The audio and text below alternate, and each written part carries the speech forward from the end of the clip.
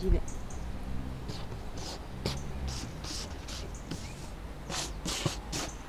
Ben voilà, c'est ça.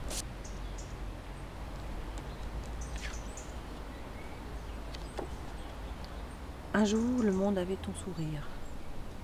Un jour, le monde avait ton sourire. Un jour, le monde avait ton sourire.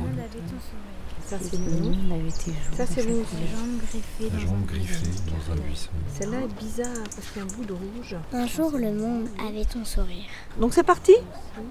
Non, ça c'est pas possible. Ça non plus, c'est pas possible.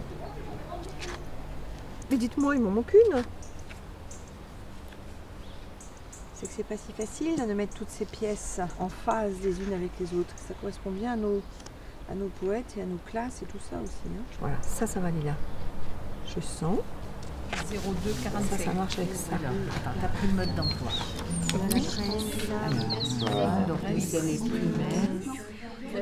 Avec le numéro de l'enseignant, les disponibilités. 18 rue Vercingétorix. Nom du directeur, Serpollet. Au début, vraiment, c'était pas organisé comme ça, quoi. Puis d'abord, il n'y avait pas d'informatique. J'étais enseignante et j'accueillais bien sûr des poètes dans ma classe. Et à chaque fois, il y avait une vraie rencontre. Des gamins qui arrivaient à lui dire « Oui, mais alors, si la poésie, ça sert à rien, à quoi ça sert alors? Pourquoi tu écris ?» J'ai eu beaucoup besoin de la poésie à un certain moment. Et j'en ai beaucoup eu. La poésie, je crois que ça sert à apporter un autre regard sur la vie. Il y a des émotions, des choses qu'on ressent, qu'on ne sait pas exprimer, et on retrouve dans les textes des auteurs ce qu'on ressent soi et qu'on ne sait pas dire en fait. Enfin, pour moi, c'est comme ça.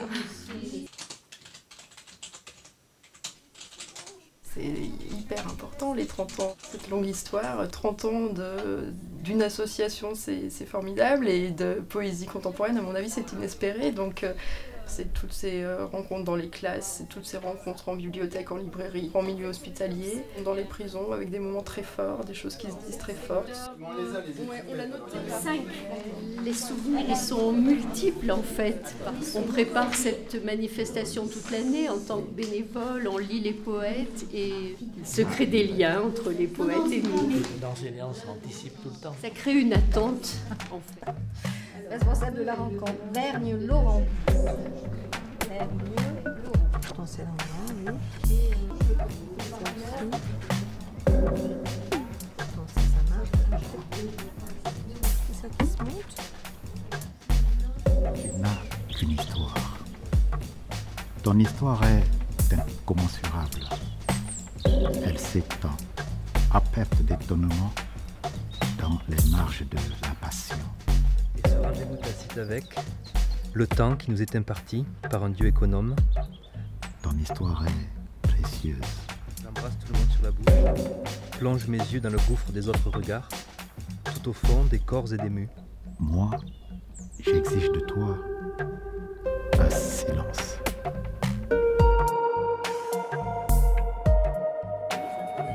Sinon, nous allons décoller. On vous invite à rentrer dans les vestiaires pour mettre vos baskets. Ils sont toutes neuves. Et on met pas le maillot de bain.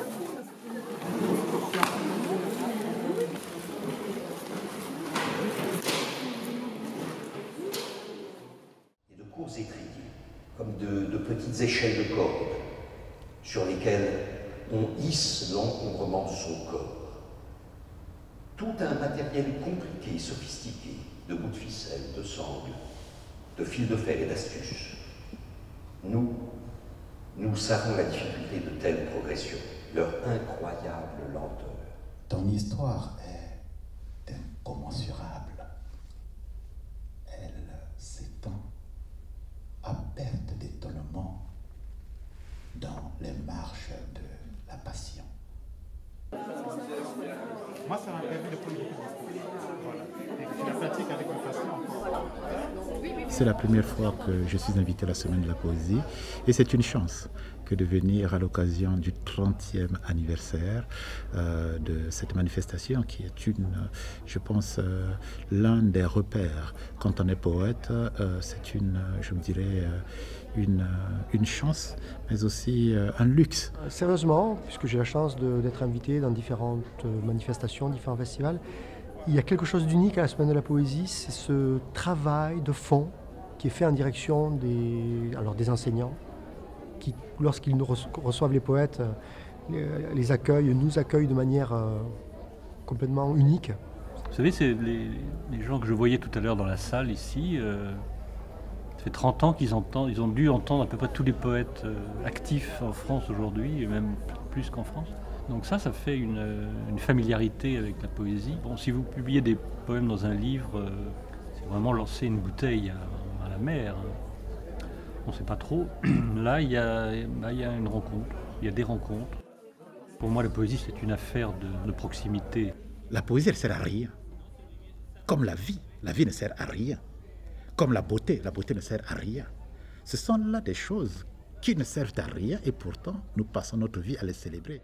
Je crois que c'est la première année où je suis venu dans une classe dans une école primaire et une classe d'enfants avec un léger handicap. Et j'avais été accueilli dans les couloirs de cette vieille école partout des poèmes affichés, des poèmes qui étaient inspirés par...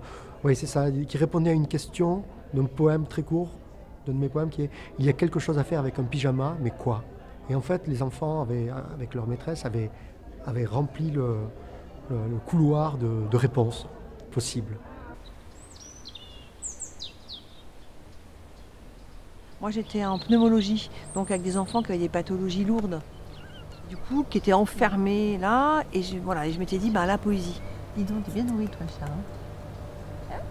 Ce qui est important, c'est justement comment un mot il peut être ouvert sur plusieurs univers à la fois. Il y a des grosses joues. Et ça, c'est fondamental à faire entendre aux enfants. Parce que c'est le fonctionnement d'une langue qu'ils auront pour toute leur vie. Je peux dire un petit texte ? Ouais. Mécanicienne en bleu, parmi les digitales, je ferai ça plus tard. Pas comédienne, pas maîtresse, pas danseuse, même étoile. Pas voyageuse représentante placière ou femme fatale. Boulangère, pâtissière, couturière, roturière. Serveuse, bonne notéresse, cuisinière, frigidaire, infirmière, laverie, lingère, même si légère, pas comme commerçante, pas femme savante, misère, et ni con, ni concierge, ni blond, ni grande asperge, ni mother, ni maman, ni nourrice agrégée, ni sœur, nonne ou sainte mère, ni prostituée, fille à marier, mariée, divorcée, veuve, défunte, caissière, crémière, banquière, chameau ni dromadaire, pas chauffeuse de taxi, je réparerais. Ferais que ça roule, je ferais sous l'azur déjanté, dans le rouge des coccinelles, coquelicots vibrants, évaporés au bord des routes. Mécanicienne. C'est là ? La classe est là. Bonjour. Quand tout est blanc près de Plauzat, que les maisons font du chauffage et les mamans du chocolat, le cirque alors, dans le village, fait son entrée. On suit le pas des éléphants nus dans la neige. On voit bien, un clown s'écrit dans le cortège, ce jour-là, l'hiver explosa. Quand on habite à Plauzat, s'il n'y a pas une rime avec explosa, c'est dommage. Chaque chose que nous on voit, on est les seuls à les voir exactement comme ça. Notre manière de regarder les choses, elle nous appartient. Tu entends ce truc là qui sort de ma voix? Un poème isolé.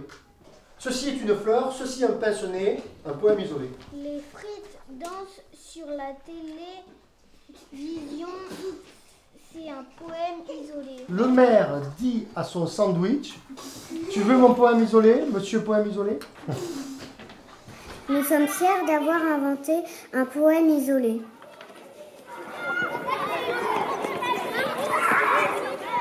Je pense que la poésie à l'école, c'est d'autant plus important pour les élèves qui sont en difficulté au niveau du français. parce que c'est un endroit où on peut déstructurer la langue, où on peut en faire autre chose, et où on peut dire autrement. Et moi, j'ai souvent constaté que quand on écrivait de la poésie, eh ben, les élèves qui étaient plus en difficulté d'habitude, ils étaient capables de faire des choses qui étaient bien différentes et qui montraient qu'eux aussi, ils avaient des choses à dire. Voilà.